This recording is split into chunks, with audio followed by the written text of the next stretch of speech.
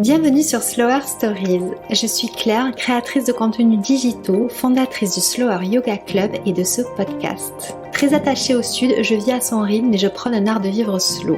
Le fil rouge des projets que j'entreprends, mon intention profonde de sensibiliser vers un mode de vie plus slow et de semer un peu de douceur autour de moi. Avec ce podcast, je souhaite, seule et avec mes invités, aborder sans tabou des sujets qui me tiennent particulièrement à cœur, comme la santé mentale, le bien-être et l'entrepreneuriat. Mais aussi, vous transmettre l'envie de croire en vous et en vos projets, parce que nous sommes toutes légitimes. J'espère que vous serez inspirés, plus apaisés et reboostés par ces épisodes. J'espère que vous allez bien et que votre semaine commence bien. Je suis ravie de vous retrouver aujourd'hui pour vous partager ma conversation avec Archsena, praticienne en Ayurveda. Avant de s'épanouir pleinement dans son métier, Archsena était ingénieure. Elle m'explique son parcours et son cheminement, un cheminement qui ne s'est pas fait à toute vitesse. Elle a pris le temps dont elle avait besoin. Ce qui est certain, c'est que l'un de ses voyages en particulier va semer la graine d'une grande transformation. Archsena raconte sa rencontre avec l'Ayurveda et nous en dit plus sur cette médecine holistique, la plus ancienne au monde, et croyez-moi, c'est une médecine aussi passionnante qu'évidente. J'ai particulièrement aimé sa réponse lorsque je lui ai demandé ce qui a changé en elle depuis qu'elle a lancé son activité, mais aussi ses conseils pour entreprendre. Je suis très heureuse de vous proposer cette conversation, j'espère que vous la trouverez aussi enrichissante et inspirante que moi. Bonne écoute! Bonjour Archsena, je suis ravie de te recevoir dans cette émission de podcast. Comment vas-tu? Bonjour Claire, écoute, ça va, très bien. Merci de me recevoir. Avec plaisir. J'ai parlé quelques fois à ma communauté de l'Ayurveda et c'est quelque chose qui a attisé les curiosités, donc je suis contente de pouvoir faire ça avec toi parce que j'ai vu de par tes partages que c'est quelque chose qui te passionne beaucoup et je pense que tu sauras bien le transmettre. Merci pour cet accueil. Avec plaisir. Est-ce que tu peux me raconter un petit peu ton parcours, ce qui fait que tu en es là aujourd'hui? Oui, alors aujourd'hui je suis effectivement installée comme praticienne en Ayurveda à Montreuil, à côté de Paris. Et ça a été un parcours pas classique. J'ai pas du tout fait ça dans le passé. Donc moi je suis d'origine sri-lankaise. Enfin, je suis née en France et c'est vrai que en tant que fille d'immigrés, il y avait cette pression de faut faire des études longues, faut pas tomber dans des métiers compliqués, difficiles, etc. Donc j'avais vraiment cette pression qu'il fallait que je fasse des longues études. Donc j'ai fait des études d'ingénieur en informatique. Okay. Ouais, j'ai travaillé pendant plus de 10 ans dans ce domaine-là. Au bout de quelques années, je me suis dit que j'étais pas à ma place, en fait. Il y avait un truc qui était pas clair, je me sentais pas alignée dans ce que je faisais. Et voilà, j'ai bifurqué, comme on dit aujourd'hui. Et ça m'a fait un bien fou, en fait, de me reconnecter à ce métier qui finalement est très lié à ma culture aussi, puisque ma grand-mère, elle était guérisseuse au Sri Lanka. C'est dingue. Pas beaucoup connue. Ouais, c'est fou. Et je crois qu'il y a un truc qui s'est transmis. En tout cas, j'y crois beaucoup. Je pense, ouais. Et ça me fait du bien. Moi, je le sens au quotidien que ça me reconnecte de plus en plus à mes racines, à ma culture. Et je trouve ça beau de pouvoir l'exercer en France comme ça, quoi. Bien sûr. Et c'est quelque chose justement qui...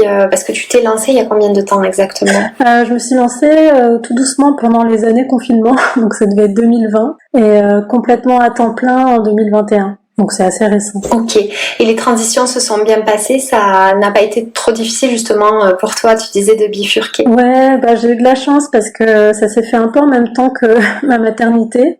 Donc j'ai eu mon fils en 2019 et je crois que ça a été un accélérateur pour moi. J'avais pas envie de retourner travailler après dans ce milieu-là, dans le milieu des grandes entreprises, devant un écran toute la journée. Enfin, je comprenais pas ce rythme un peu infernal de voir ses enfants que le soir. Je trouvais que c'était pas correct pour moi, en fait, ça me correspondait pas.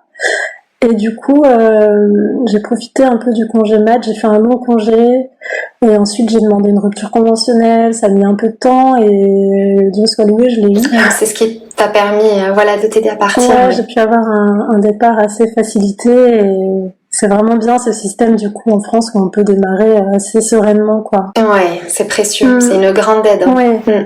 C'est fou comme la maternité, c'est bien souvent une période où tu remets plein de choses en question et des périodes de transition comme ça. Ouais, on se transforme, je crois qu'il y a quelque chose de magique, un peu où on va toucher très profondément à qui on a envie d'être, qui on a envie de devenir et qu'est-ce qu'on a envie de transmettre. Et il y a tous ces questionnements-là, toutes ces choses qui se sont bousculées. Et ouais, ça fait du bien un peu d'avoir l'occasion de prendre ce temps-là, en tout cas quand on a la chance de l'avoir. Et oui, et quand on se reconnecte à son soi profond et à ce pourquoi on était destiné, il y a une sorte de eureka, c'est une révélation, et puis là tu sens que c'est parti, quoi, que t'es sur la bonne route.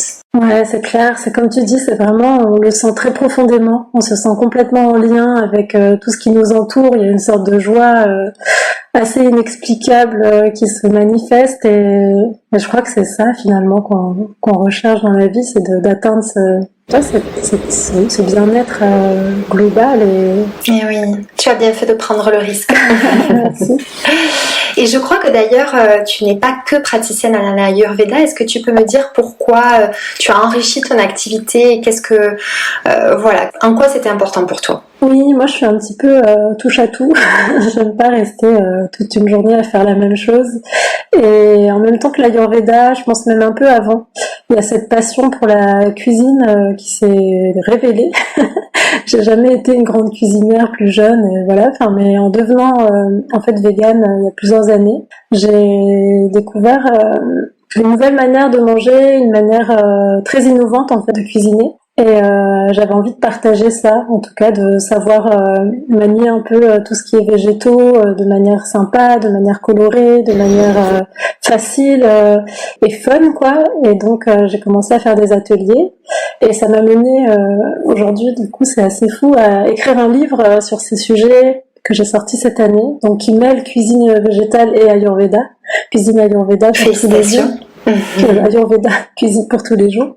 Et donc voilà, j'anime des ateliers et dans le cadre de mes retraites, puisque j'ai aussi fait de très belles rencontres pendant mes formations en Ayurveda, dont ma rencontre avec Émilie Châtelain, qui est professeure de yoga, qui vit dans les Pyrénées et avec qui on organise 2 fois par an des retraites. C'est génial, j'avais vu ça et ça doit être hyper enrichissant comme expérience. Ouais, c'est super parce qu'on combine vraiment ces 2 savoirs, et comme elle a fait la même formation que moi en Ayurveda, on a les mêmes langages, on a les mêmes codes, les mêmes références, enfin, il y a vraiment un truc très complet dans ce qu'on propose. Ça fait sens. Ouais. Exactement, on rencontre vraiment les 2 mondes puisque c'est complètement lié, quoi. Et très souvent, les formations de yoga n'incluent pas ou peu la dimension Ayurveda.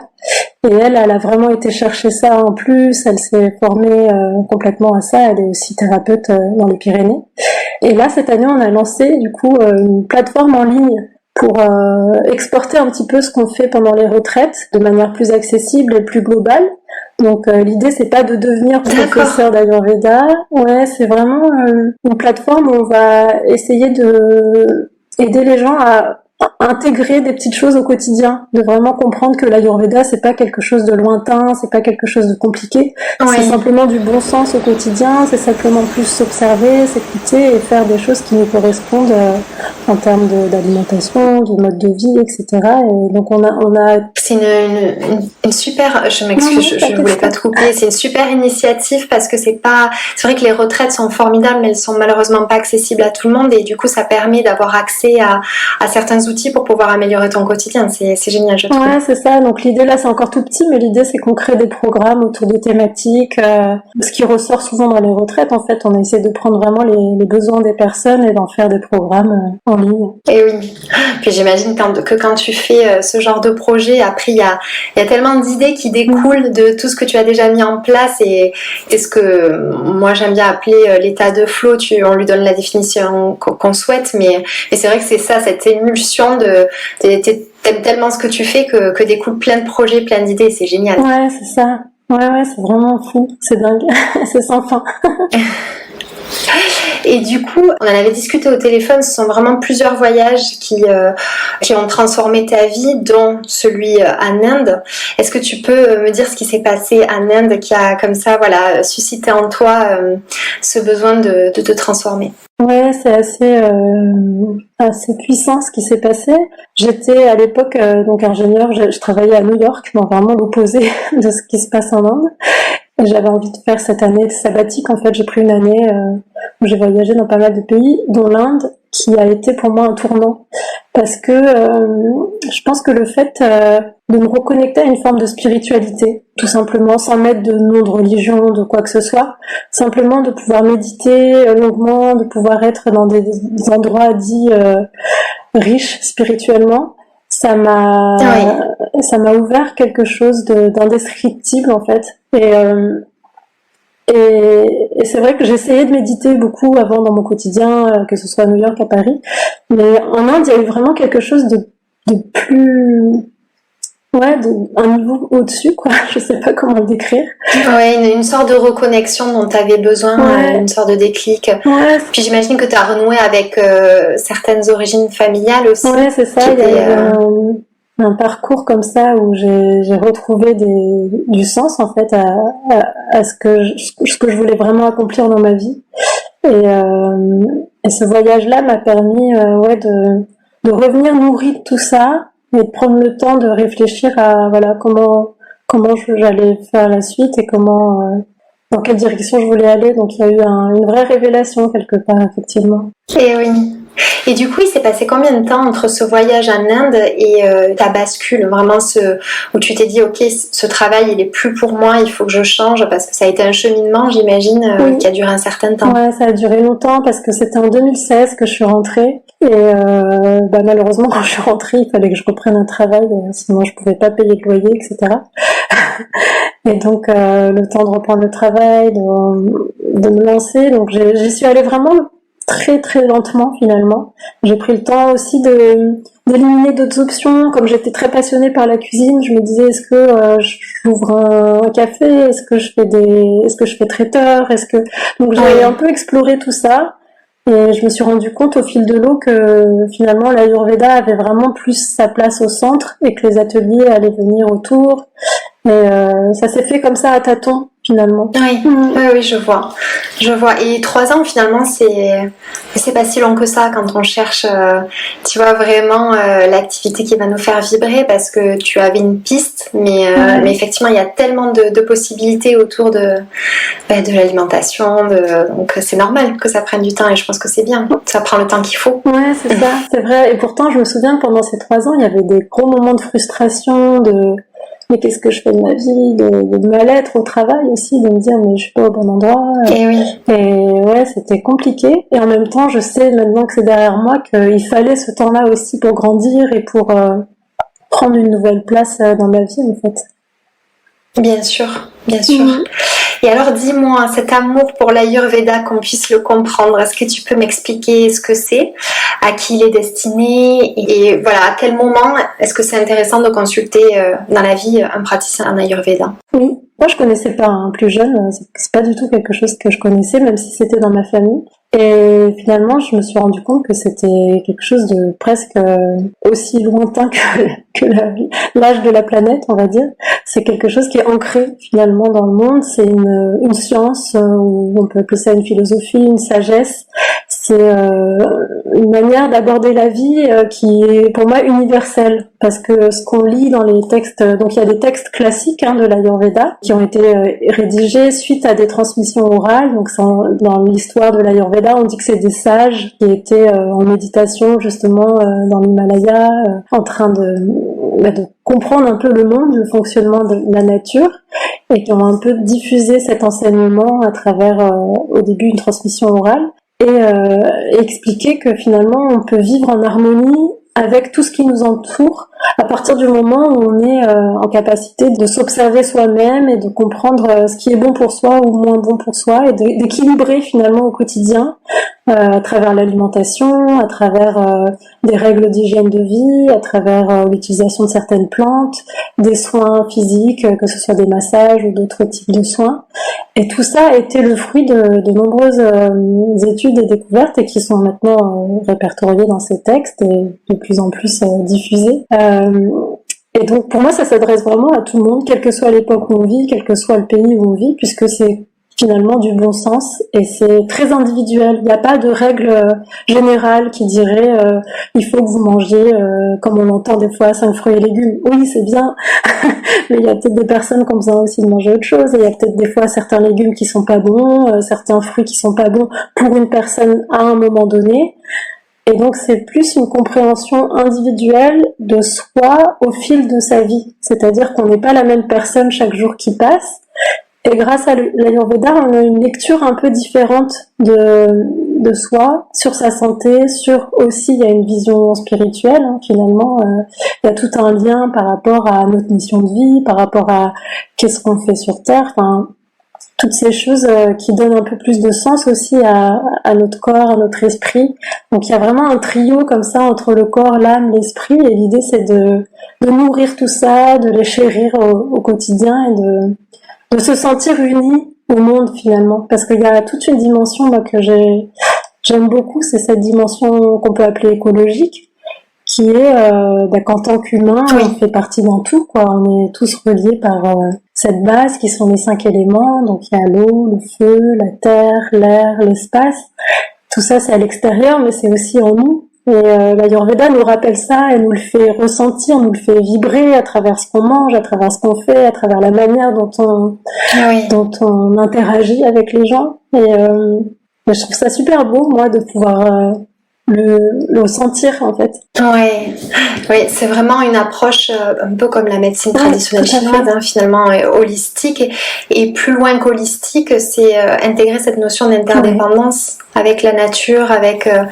comme tu le dis, en plus ça fait sens. Moi je trouve que quand on découvre l'Ayurveda, alors j'ai de petites connaissances bien entendu, mais tout te paraît tellement évident que tu te demandes comment on a pu s'éloigner de tout ça en fait. Ça me, tu vois, ça me laisse sans voix. Il faudrait vraiment qu'il y ait un travail de concert avec la médecine allopathique. C'est vrai, il y a des démarches un peu de médecine intégrative qui commencent à émerger par-ci par-là, mais c'est encore loin de ce que ça devrait être effectivement. C'est dommage de toujours axer sur une partie du corps ou juste certains symptômes plutôt que de prendre en compte toutes les facettes de la personne, tout ce qu'elle peut vivre, tout ce qui l'entoure, quoi. Parce que tout est source de mal-être parfois. Et puis c'est vraiment une intention de prévention plus que de soigner quand ça ne va pas. Donc comme tu le disais, non seulement c'est destiné à tout le monde, mais en fait il n'y a pas de raison même particulière pour consulter. Je veux dire, il ne faut pas attendre de ressentir qu'il y a des problèmes chez soi ou divers déséquilibres, mais justement pour éviter ces déséquilibres. Moi j'ai pas mal de personnes qui viennent par curiosité justement, qui n'ont pas forcément de maladie ou de problématiques, ou peut-être juste des petites choses un peu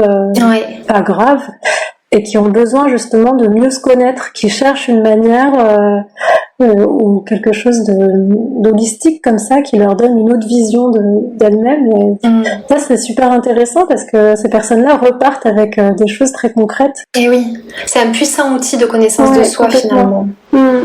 Et donc tu l'as rapidement évoqué, il y a en Ayurveda différents profils selon les personnes. Est-ce que tu peux m'en dire un peu plus? Alors le savoir est très large, mais si tu peux peut-être expliquer quels sont ces profils. Oui, alors comme je le disais, il y a les 5 éléments qui sont vraiment une base immuable dans l'Ayurveda sur laquelle on va travailler. Et à partir de ces éléments, il y a 7 profils en tout qui sont reliés finalement à des combinaisons d'éléments.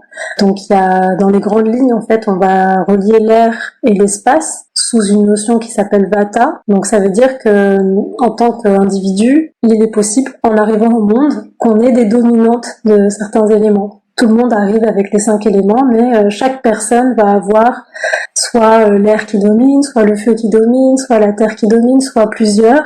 Et l'Ayurveda vise à comprendre un peu cette manière dont on arrive au monde et de le ressentir et de réaliser que ça a un impact sur notre sensibilité à certains aliments, notre manière de digérer certaines situations, etc. Et du coup, donc il y a l'air et l'espace, c'est Vata. Ensuite, on a le feu et l'eau qu'on va regrouper sous l'appellation Pitta. Et Pitta, ça correspond du coup à cette notion de feu, de transformation, d'action. Après, si tu veux, on décrira plus selon les personnes, mais dans les grandes lignes, déjà, je te donne les 3. Oui, et puis le troisième, c'est Kapha, et Kappa, qui est la terre et l'eau. Donc on les regroupe aussi parce qu'ils travaillent ensemble. Et là, on est sur une notion de stabilité, de structure, de densité, de matière. Donc il y a vraiment ces 3 grandes notions qu'on appelle les doshas. Et ensuite, on va les combiner. Donc, il y a des personnes qui peuvent être Vata Pitta, donc feu et air, d'autres qui peuvent être Pitta Kapha, terre et feu, etc., etc. Et donc, au final, on arrive à 7, parce que la 7e, c'est les 3 qui sont en présence assez équilibrée, donc Vata, Pitta, Kapha, qu'on appelle très doshique. D'accord, ok. Mais on a toujours une dominante. Est-ce que cette dominante peut varier selon tes phases de vie? Alors normalement, on part du principe que la constitution reste la même toute la vie. On a vraiment quelque chose de très... Mais c'est vrai que le conditionnement peut faire que on s'éloigne de sa constitution. Donc il y a des personnes qui, par conditionnement, par style de vie, etc., ne sont plus forcément alignées à leur constitution. Et pour le coup, ça peut être source de déséquilibre.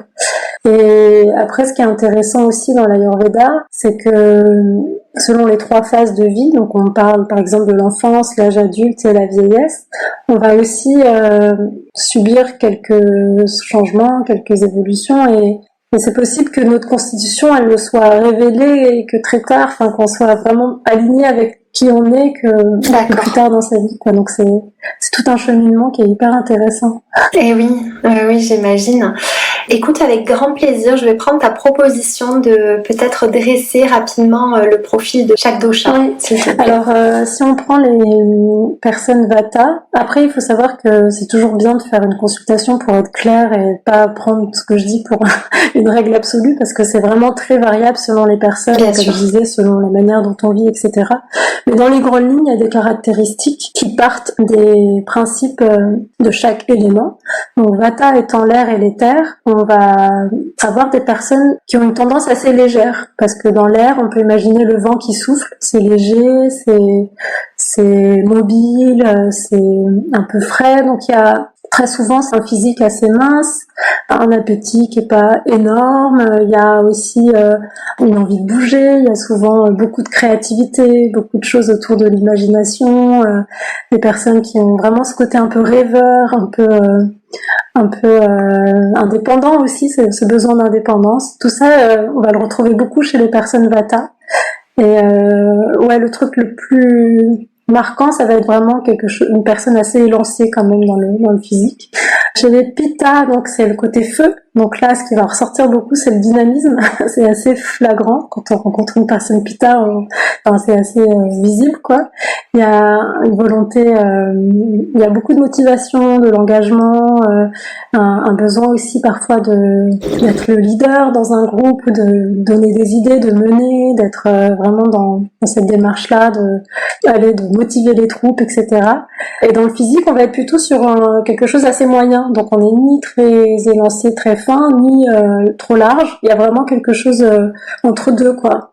Et on va pas beaucoup prendre de poids, ou quand on en prend, on en perd facilement. Enfin, il y a vraiment quelque chose d'assez équilibré aussi dans la digestion. Il y a un bon appétit. C'est des personnes qui ont un très bon appétit, qui ont ce goût de la vie aussi. Beaucoup d'enthousiasme. Enfin, l'enthousiasme, il est assez présent chez tout le monde, mais c'est vrai que chez Pitta, il y a ce côté, on peut imaginer un feu qui brûle, quoi. Il y a vraiment ce côté très festif aussi. Convivial. Et Kapha, moi j'aime bien prendre l'image pour Kapha de l'arbre, qui est très serein, très posé, très ancré.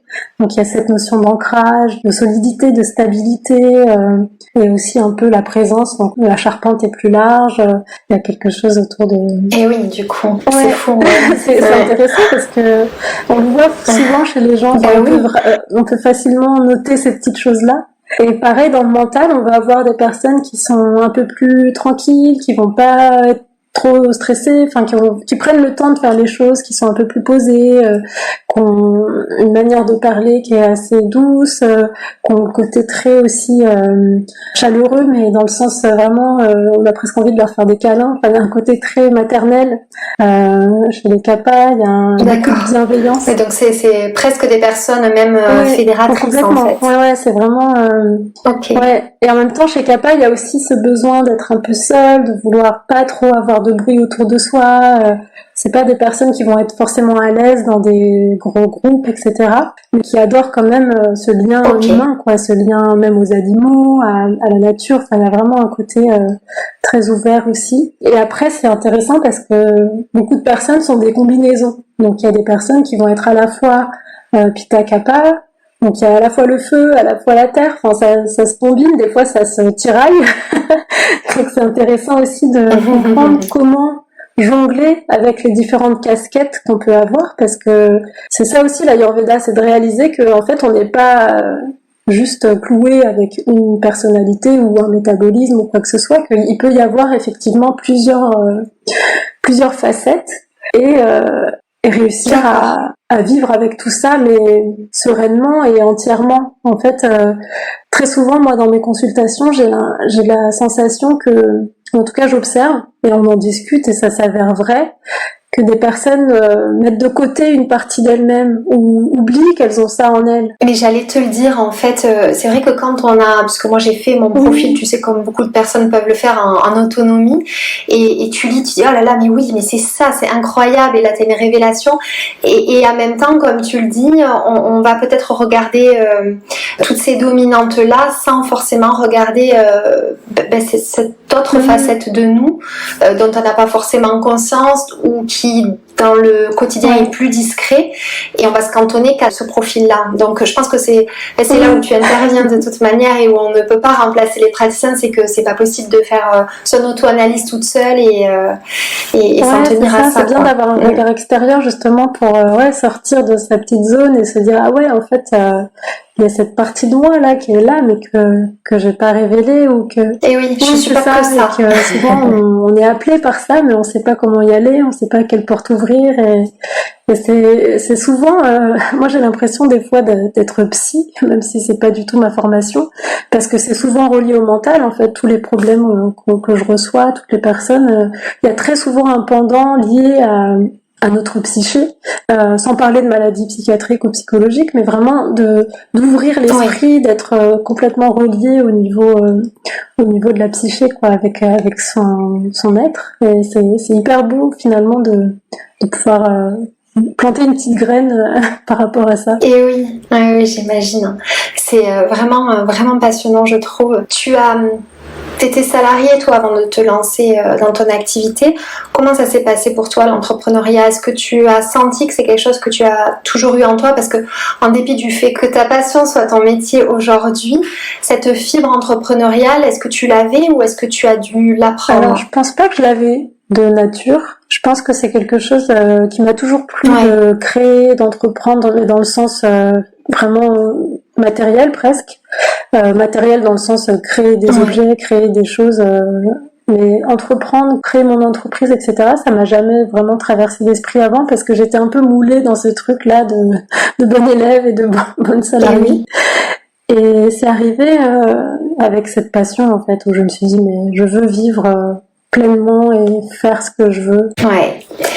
Et du coup, tu t'es adaptée parce que c'est quand même une grande aventure, je trouve, de connaissance de soi aussi.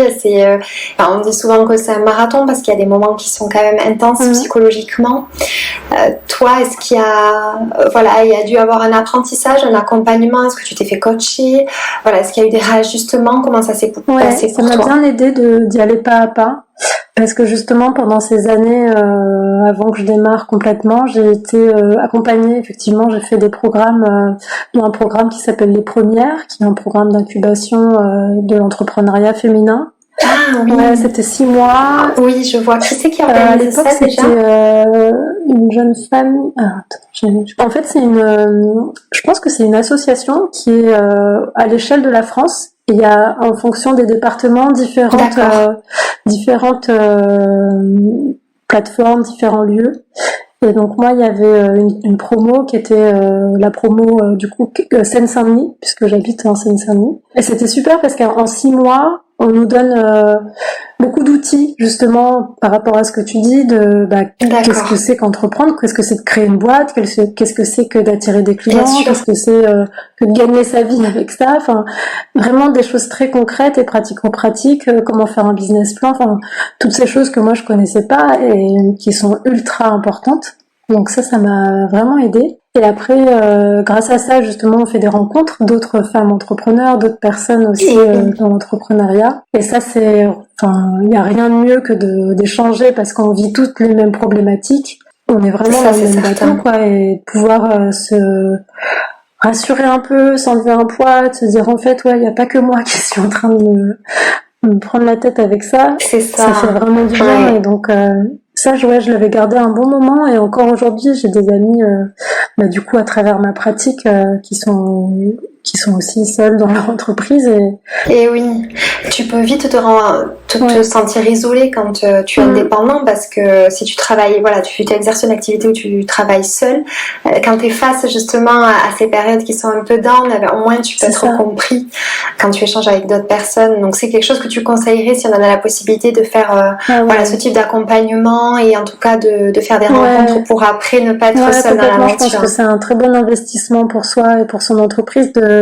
à la fois soit rejoindre des groupes comme ça, soit de créer son propre écosystème, mais de pas rester seul parce que sinon on se démoralise très vite, quoi. C'est dur. Des fois, il y a vraiment des périodes où on comprend pas pourquoi il y a personne, pourquoi il y a tant de difficultés, puis tout le contexte économique, des fois, ne joue pas en notre faveur. Enfin, il y a vraiment plein de choses qu'on maîtrise pas forcément et sur lesquelles on n'est pas maître. Et ouais, parce que des fois, quand on est seul dans ces périodes, on peut se dire, mais qu'est-ce que je fais pas correctement, en fait? Et effectivement, ce sont parfois des paramètres que tu maîtrises pas et qui sont dépendants de toi. Et du coup, de pouvoir prendre ces temps-là aussi, pour transformer quelque chose ou juste simplement se reposer un peu et se dire ça repartira le mois prochain, enfin d'arriver à jauger un peu ça, je trouve que tout seul c'est difficile et donc d'avoir des personnes qui nous accompagnent ou qui nous entourent pour ça, c'est important.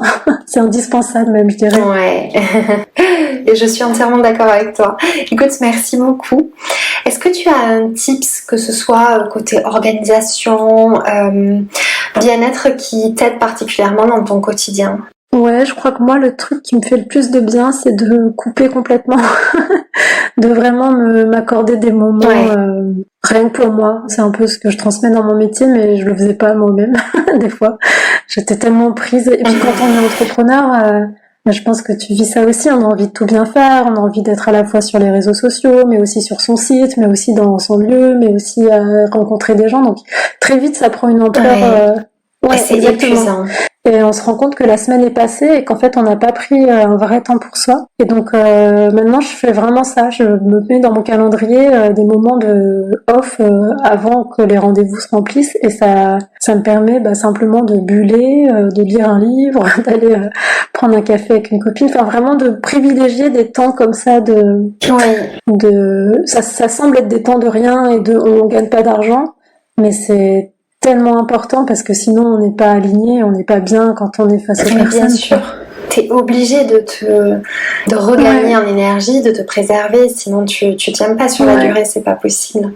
C'est vrai que c'est un conseil que je donne souvent de carrément se donner rendez-vous avec soi-même dans son calendrier, parce que tu sais, c'est comme si tu t'étais engagé comme notre rendez-vous et tu te dis non mais je l'avais dit, donc il faut que je le fasse. Ouais, ne pas le faire sauter, parce que ça des fois c'est aussi le risque de dire finalement oui, je peux bosser sur ça. Bon, plus tard, mais non. Ouais, de vraiment s'y tenir et de se dire ok, là c'est vraiment pour moi, j'en ai besoin et ça fait toujours du bien au final. Ouais. Qu'est-ce qui t'anime le plus depuis que tu t'es lancée? Moi je crois que ce qui me fait le plus de bien, c'est quand je reçois les gens et que je me dis qu'on est tous reliés. En fait, il y a vraiment cette résonance que je vis, que ce soit dans le massage ou dans une consultation ou même dans les ateliers, où les personnes viennent avec leurs problématiques, leurs vulnérabilités, etc. Et ça me touche mais profondément. Et je me dis mais waouh, mais en fait l'humanité, on vit tous et toutes les mêmes choses à différentes échelles, de différentes manières, et on n'a qu'une envie, c'est d'aller mieux. Et je trouve ça beau en fait de se dire que ça nous réunit et c'est comme ça aussi qu'on crée un monde meilleur, quoi, parce que c'est vrai que c'est pas toujours folichon. J'allais le dire, le monde se porterait mieux si on avait cette vision, et je trouve ça très émouvant. J'adore ça dans mon métier. Enfin, je me dis qu'avant, quand j'étais salariée, c'est sûr qu'à la pause café, on discute entre collègues, etc. Mais là, il y a une profondeur dans l'échange, il y a un truc, ne serait-ce que dans le massage, qui est de l'ordre de l'âme, pour moi, ou une rencontre d'âme, quoi. On a vraiment quelque chose de très puissant qui se crée. Pardon, ça m'émeut, qui se crée. Et ouais, c'est magique. Donc le fait de découvrir ça, parce que je savais pas que j'allais vivre tout ça en devenant praticienne, c'est très beau. Oui, c'est fou. Ouais, du coup ça répond un peu à ma question de ce que ça t'a apporté de te lancer justement, et c'est enfin moi je trouve ça magnifique. Merci de m'avoir partagé ça. Quel conseil tu donnerais à quelqu'un qui souhaite se lancer justement? Moi je dirais de prendre son temps, de vraiment pas se dire il faut que j'y aille, c'est absolument ça que je veux faire, etc. Même si c'est très bien. Enfin, mais en tout cas par rapport à mon vécu, je trouve que moi ça m'a aidé de prendre le temps qu'il faut, de tester aussi, de faire des petits pas, de dire ok bah tiens je vais faire, je prends le métier de praticienne par exemple où il y a des consultations, etc. Bah, de tester auprès de ses amis, auprès de ses proches, de voir si ça nous correspond vraiment, parce que avant de tout lâcher en fait ça se trouve c'est pas pour soi, enfin on n'est pas à l'aise là-dedans quoi. Et du coup ça peut être tout de suite un retour de bâton, ça peut être très difficile à vivre, et effectivement ça peut être aussi une expérience de se dire bah j'y vais à fond, je me plante et puis finalement c'est pas pour moi. Mais c'est vrai que c'est pas mal de prendre ce temps-là. Enfin moi le fait d'avoir testé plein de choses, ça m'a permis de vraiment jauger là où je me sens le plus à l'aise, là où j'ai envie de vraiment aller plus en profondeur, et petit à petit ça se révèle être bénéfique, parce que je sais que là où je suis maintenant, et ça va encore évoluer dans les années qui viennent, mais je sais que je vais sur un chemin qui me fait beaucoup de bien aussi. Donc c'est aussi ça, c'est de pas s'oublier et de se mettre aussi au centre de ce qu'on fait quoi. Parce que si on change pour devenir entrepreneur, c'est aussi pour se sentir bien soi avant tout. Donc c'est pas pour retomber dans les problématiques précédentes de travail acharné ou de perte d'énergie, parce que ça arrive vite aussi ça, le fait de faire un burn-out de l'entrepreneur, ça peut être assez cool. Oui, totalement, parce que tu peux rapidement, moi c'est ce que j'ai expérimenté malheureusement l'année dernière, mais tu peux rapidement te mettre énormément de pression et te dire mais attends, à quel moment je suis mon plus dur patron, j'ai pas fait ça pour me rendre malade de stress. Après parfois elles sont utiles ces périodes pour justement faire un petit reset et te dire ok bon ben ça ne va plus, je sais pourquoi j'ai agi comme ça, et d'où voilà ce conseil précieux que tu donnes de prendre son temps et de tester justement, parce que bon, après il y a des choses qu'on s'aperçoit que quand on est dedans mais mais c'est très sage, en tout cas c'est un conseil qui te correspond. Merci. J'imagine. Écoute, on va terminer par le traditionnel petit quiz de cette émission. Je vais te poser quelques questions, tu réponds comme tu le sens. Super, c'est parti. Un lieu ou un paysage qui t'inspire? La lune. J'adore. Ta plus grande qualité? Une grande folie. Est-ce que tu as une mauvaise habitude? Ouais, je mange du chocolat très souvent, mais je sais pas si c'est mauvais au final. Ouais, j'allais le dire, est-ce vraiment une mauvaise habitude? Je suis pas certaine. Qu'est-ce que tu aimerais dire à la Arsena enfant? C'est une bonne question. Je dirais de pas avoir peur de qui elle est, parce que je crois que pendant longtemps j'ai pas osé être moi-même pour plusieurs raisons, et de pas se mettre de barrières, de vraiment faire les choses qui lui passent par la tête.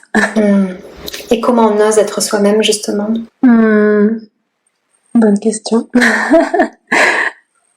On suit ses petits instincts, on met les pieds dans le plat. Ok, je te remercie. Est-ce que tu as un rituel bien-être? C'est compliqué, parce que je trouve qu'au quotidien, c'est, pour moi en tout cas maintenant en tant que maman, avec mon activité et tout, j'ai finalement un peu de mal à tenir des rituels. Et je crois que ce qui me fait le plus de bien, c'est de faire des câlins aux gens que j'aime, que ce soit mon fils. C'est un très beau rituel, ça. Franchement, je trouve que, parce que je pourrais dire le yoga, c'est vrai que je fais des pratiques et tout, mais ce qui me ressource et qui me fait vraiment du bien et qui est accessible selon moi à beaucoup de gens, c'est d'oser faire ça à ses proches, quoi, à ses enfants, à son compagnon, à sa compagne, à ses copains, ses copines, enfin vraiment de prendre ce temps de ressourcement, quoi. Ouais, parce que c'est vrai qu'en plus aujourd'hui, entre la période post-Covid, les écrans qui sont beaucoup trop présents et qui justement, je trouve, amenuisent ce côté, cette connexion même au charnel des personnes qu'on aime. Donc c'est précieux de le remettre au centre. Ouais, complètement. Et ça fait du bien. Ouais. Est-ce que tu as un aliment indispensable? Moi, c'est les fruits. tous les fruits. En ce moment, c'est les fraises, les framboises, les myrtilles. Ouais, je pourrais pas m'en passer. Ta plus grande victoire? Je pense que c'est un peu lié à ce que je dirais à l'enfant. C'est d'enfin assumer qui je suis avec toutes mes facettes. Vraiment de m'accepter complètement avec mes parts d'ombre, mes parts de folie, mes parts de choses que je n'aimais pas plus jeune chez moi, mon corps tel qu'il est. Enfin, vraiment de comprendre que tout ça, c'est une évolution, que ça fait partie de moi, que c'est moi, tout simplement, qu'il n'y a pas besoin de me juger plus que ça. Et je crois que c'est là que ça se dévoile être merveilleux. Enfin, la vie, des fois, est tellement complexe et le fait de se rajouter ce genre d'injonctions, de barrières, de choses, ça m'a vraiment fait du mal pendant plusieurs années. Et maintenant, je crois que c'est très récent, en tout cas, depuis que je fais de l'Ayurveda. Je crois que ça m'a beaucoup aidé, cet outil, pour ça. C'est ça, c'est de m'assumer et de dire, ouais, bah moi je suis comme ça, c'est comme ça. Ouais. Et quelle victoire, parce qu'il y a des gens qui mettent toute une vie pour y arriver, d'autres qui n'y arriveront pas. Et enfin, c'est bravo. Ouais. Et je pense qu'il y a encore du chemin, mais je touche à ça, ouais. Je commence à me dire, ouais, en fait, je suis comme ça, quoi. Ouais, c'est formidable. Bravo. Est-ce que tu as une recommandation culturelle à partager, un podcast, un livre, un film que tu aimes particulièrement? Ouais, en fait, ça n'a rien à voir avec le bien-être, mais il y a un livre qui m'a beaucoup émue ces derniers mois. C'est une BD qui s'appelle L'Odyssée d'Hakim. Je sais pas si tu connais. Et en fait, c'est l'histoire d'une personne qui est partie de Syrie à cause de la guerre, et ensuite tout son parcours sur plusieurs années. Et c'est émouvant à souhait. Enfin, on se rend compte à quel point le monde d'aujourd'hui et de toujours finalement est très jugeant et discriminant à partir du moment où il y a des conflits, à partir du moment où il y a une hiérarchisation entre les peuples. Donc ça ramène à toutes ces histoires de racisme, de colonisation, de patriarcat. Enfin, il y a plein de choses dans ce livre qui me concernent, parce que j'ai une casquette un peu militante. J'avoue que je suis un peu aussi engagée sur ces questions-là. Et ce livre, je trouve qu'il donne à la fois avec beaucoup de douceur, mais à la fois avec beaucoup d'authenticité, une vision de la vie telle qu'on devrait la vivre, parce qu'on se rend compte que bon, cette personne, elle vient de Syrie, elle a vécu ça, mais demain, si on se retrouve en France confronté à une guerre ou quoi que ce soit, on pourrait nous-mêmes se retrouver réfugiés dans un autre pays et vivre aussi ces discriminations et ces choses-là, et on se rend pas compte des privilèges qu'on a. Et moi-même, étant fille d'immigrés, enfin, je suis tiraillée par tout ça, ça me questionne énormément. Et ouais, c'est une BD sur 3 tomes. J'ai adoré. Je ne pourrais que la recommander. Merci beaucoup pour ce beau partage. Est-ce que tu as un mantra qui t'accompagne au quotidien? Ouais, j'ai un petit mot que j'aime bien, qui est un peu relié aussi à l'Ayurveda, je pense, mais je me dis toujours que on est tous des poussières d'étoiles. Qui veut dire qu'on n'est rien, mais en même temps, on a une capacité à redevenir des étoiles, à illuminer, à apporter de la lumière, et qu'on est tous reliés aussi. Et qu'on fait partie d'un tout. Ouais. C'est très beau. Merci beaucoup. Et je terminerai avec une dernière question. Qui est-ce que tu aimerais que j'invite après toi? Moi, il y a une personne que j'aime beaucoup sur les réseaux, mais ça fait longtemps que je ne vais pas parler. Mais j'aime beaucoup ce qu'elle fait. Elle est traiteur postpartum, donc elle est doula aussi, il me semble. Elle s'appelle Dienaba Diallo. Et j'aime beaucoup ce métier, parce que je trouve que, bon, heureusement maintenant on entend de plus en plus parler de cette période post-grossesse, post-accouchement, où les mamans sont très chamboulées, où il y a énormément de problématiques qui peuvent jaillir. Et le fait d'avoir ce genre de service où on a des repas, des gens qui viennent nous soutenir, etc., c'est ce qui manque peut-être un peu dans la société occidentale et qui a besoin d'être ravivé, d'être recréé. Et je pense que c'est intéressant en tout cas d'aborder ces sujets-là dans le domaine du bien-être. Avec grand plaisir, je l'ai noté. Merci beaucoup Arsena, j'ai adoré notre conversation. Tu m'as émue, c'était passionnant et je suis vraiment ravie que tu m'aies accordé ce temps-là. Merci beaucoup, vraiment. Merci à toi de m'avoir invitée, je suis très touchée aussi de notre rencontre et j'espère que ça pourra aider les personnes qui veulent se lancer ou qui ont envie de découvrir l'Ayurveda. Avec plaisir. Et où est-ce qu'on peut te retrouver si justement on veut en savoir plus sur toi? Donc moi mon site c'est boom-in, B2OM-IN, et sur Instagram, Boomin Ayurveda. Super, génial. Écoute, merci beaucoup. Je te souhaite bonne continuation. Prends soin de toi et puis j'espère qu'on aura l'occasion d'échanger à nouveau ensemble. Avec plaisir. Merci. À bientôt. Merci. J'espère que cette nouvelle conversation vous a plu et qu'elle vous donne l'envie de croire en vous et en vos projets, mais aussi de transformer un peu votre quotidien. Si vous souhaitez me soutenir et ne manquer aucun épisode, je vous invite à vous abonner sur votre plateforme d'écoute et à le partager autour de vous. Et pourquoi pas, si le cœur vous en dit, à noter ce podcast et à laisser un avis, ça m'aidera beaucoup à le faire connaître. Je vous retrouve dans 15 jours pour une nouvelle histoire inspirante. En attendant, on se retrouve sur le compte Instagram Slower Stories. Prenez bien soin de vous.